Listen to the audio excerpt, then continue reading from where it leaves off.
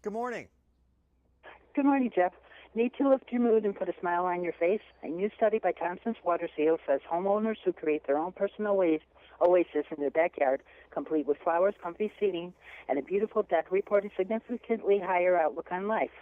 So, do you want your own backyard oasis? Joining us now is Jeff Wilson from HGTV. Jeff, what are some of the results from the new study by Thompson's Water Seal? Yeah, at Thompson's we like to talk to people about their outdoor spaces, but we decided to do a full survey and found out that 57% of the people we talked to said that their deck was the most important part of their house. It was kind of surprising. And 62% of those people said they felt better after spending time in their outdoor space. And that's really significant too. I mean, if you're gonna put money into something in your house, you want to get some personal value out of it too, some well-being out of it as well. And that sounds like it's a pretty good investment, especially when you count that. We also found that in terms of investment, 41% of the people we talked to said that the deck on their home was a factor in purchasing that particular home, and that when they sell their home, they expect that deck to be a selling factor to the people who eventually buy their home. So there are a lot of really good reasons to invest in your outdoor space. Jeff, does it cost a lot to create an outdoor oasis, and what would be the basics that we would need?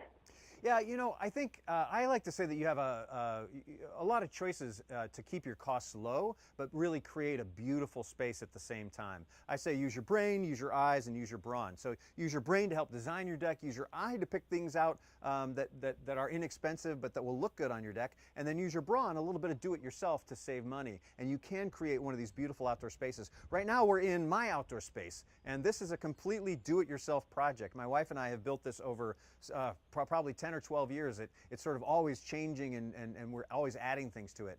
And one of the design trends that we've incorporated is to bring the indoors out. So we've created outdoor rooms.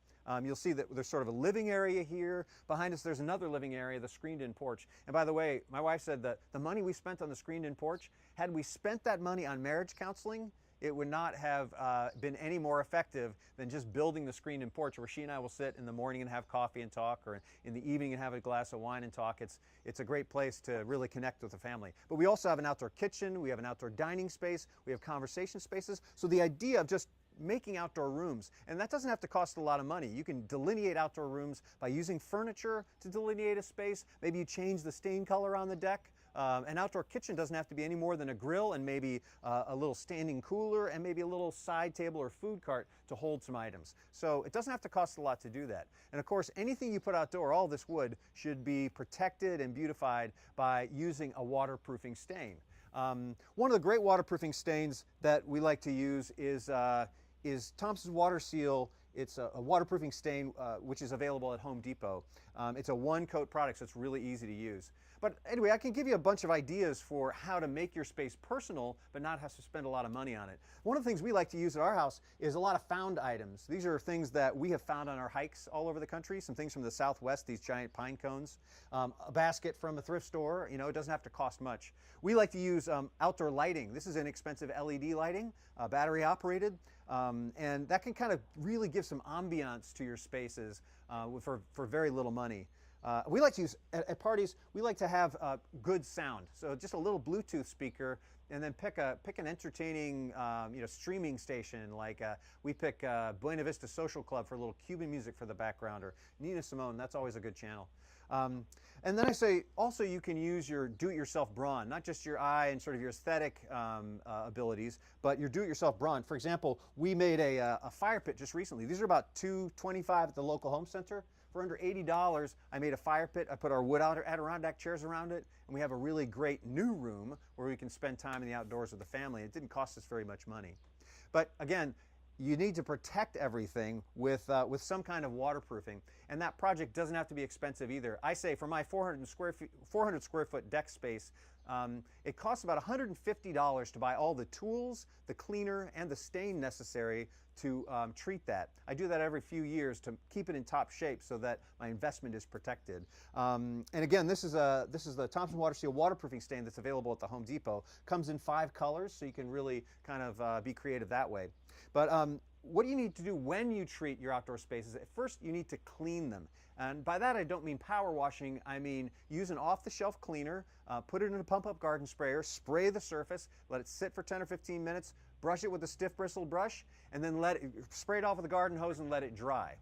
Once you do that, then you can add your stain, and this is a one-coat product that you can apply with a deck pad like this to make it really simple. You apply that after the deck is dried, you wait a few hours for it to dry, maybe 24 to put your furniture back on, and you're good to go. You do that every few years, and you're going to make your deck last potentially a decade longer than it would if you don't protect it. Jeff, what's the best way to plan for our outdoor space?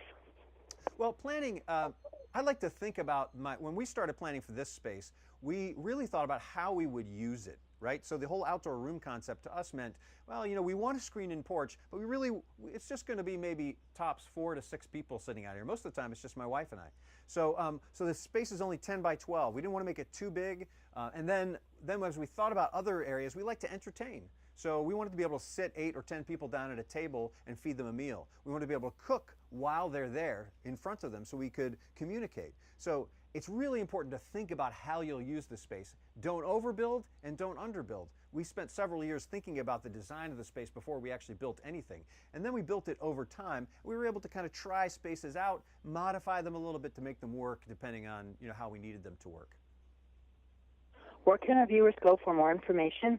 Well, you can go to thompsonswaterseal.com for sure, but you should also check out Facebook, Thompson's Water Seal on Facebook, Pinterest, YouTube. We have not only do-it-yourself videos that will teach you step-by-step how to do these things, break it down simply for you so that you can do this yourself and save a bunch of money, but also there's lots of creative ideas and places that will, ideas that will get your creative juices flowing, if you will, so that you can really create a beautiful outdoor space.